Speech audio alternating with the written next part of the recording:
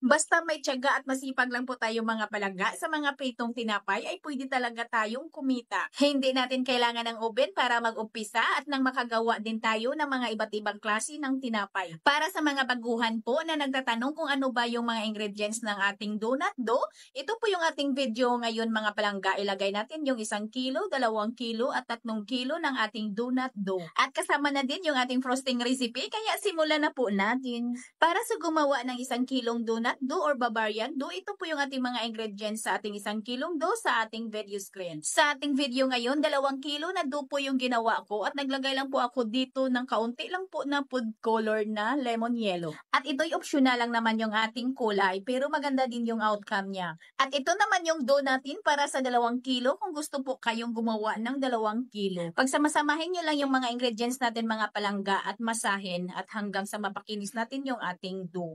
At ito naman yung ating 3 kilo na dough. Yung video po natin ay diretso na lang po tayo. Hindi na natin pinakita yung ating pagmasa kasi medyo mahaba ngayon yung ating video. At pag nag-double size na po yung ating dough ay lutuin na po natin. Kailangan lang po mga palangga ay makinis na makinis yung texture or yung grano ng ating dough para hindi po masyadong sumisip-sip ng mantika. So, dito sa ating royal icing ay kailangan po natin ng 3 piraso na egg white at saka batihin lang po natin yan hanggang sa ito'y medyo kuminis. Maganda din itong royal icing natin para sa ating donut kasi puting-puti talaga yung icing natin dito mga palangga. Ayan, at nang kuminis na po yung ating egg white ay ilagay na po natin dito yung ating 470 grams ng ating powdered sugar. At wag lang muna natin itong ibuhos lahat, kalahati lang muna yung kukunin natin. At pagkatapos ay konting bati lang muna. And then, iubos na po nating ilagay ang yung natira natin na powdered sugar. At maglagay na tayo dito ng 1 teaspoon ng ating vanilla at yung katas ng kalamansi, 1/2 teaspoon lang po yung ilagay natin. Pangpatanggal lang sa lang po ito ng ating egg white. At maglagay po tayo dito ng 1 tablespoon ng ating hot water. At batihin ko lang ito ng mga 5 minutes. Sa hand mixer po natin ay batihin natin ito ng 7 to 8 minutes sa pinakamalakas po na speed. At para may konting kintab din yung ating icing ay maglagay tayo dito ng 1 teaspoon ng ating mantika. Ayan ang mga palangga, pagkalipas ng 5 minutes ay ito na po yung ating icing. Pwede tayo ditong maglagay ng iba't ibang flavor ha. At nang nag-apply na po tayo ng ating icing dito sa ating donut, ayan po, wag lang po nating ilagay agad po sa ating plancha. Bali, padulasin muna natin. Ayan po, para hindi din masayang yung mga dinulasya, mapupunta lang po yan sa plancha. Ayan po, padulasin lang po natin ng kaunti para makuha din natin yung mga excess na icing natin. Medyo lumalaki po itong donut ko ngayon ha, medyo malapad kasi order po ito eh. Hinati ko yung aking icing para malagyan ko ng mga iba't ibang flavor. Dito ay naglagay lang po ako ng konting flavor chocolate. Konti lang yung nilagay ko na chocolate flavor para maging mukha lang siya tingnan.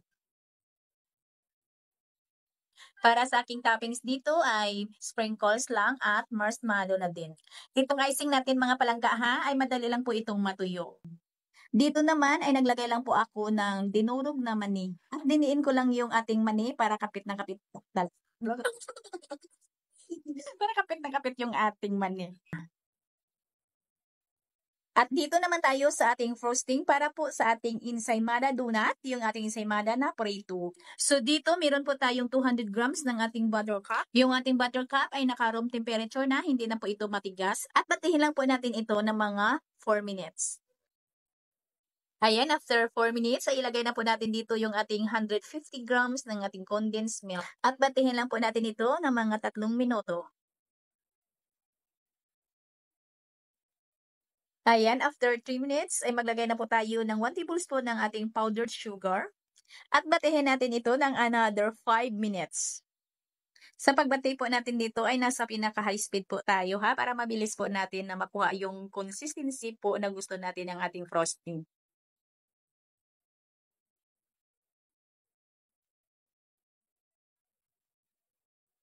Ayan ang mga palangga, pagkalipas ng 5 minutos, ito na po yung ating frosting. At para naman dito sa palaman na nilagay ko dito sa ibabaw, ay ito po yun sa ating video screen. Ito po yung ginamit ko ay Bavarian filling lang naman ito mga palangga. Nasa video screen po natin, hindi na natin pinakita yung ating pagluto. At ito naman yung ating ensaymada donut, yung ating Bavarian ay pareho lang po sila ng timplata. Pareho lang po ito ng mga ingredients ha.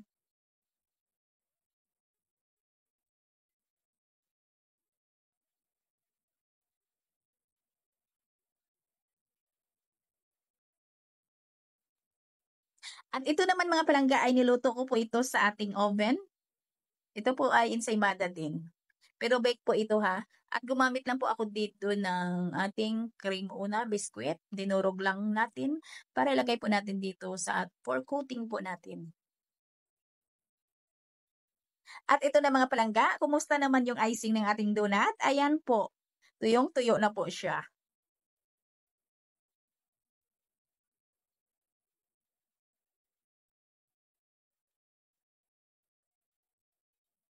Ayan, sana may natutunan. Sana po ay makagawa din kayo nito mga palangga para din kayo ay kumita tulad ko sa mga pagprito po natin na tinapay. At sana din nagustuhan po ninyo yung ating video for today. Magkita-kita po tayong muli. Ito pong inyong Kainday Tinapay. Maraming salamat at bye-bye!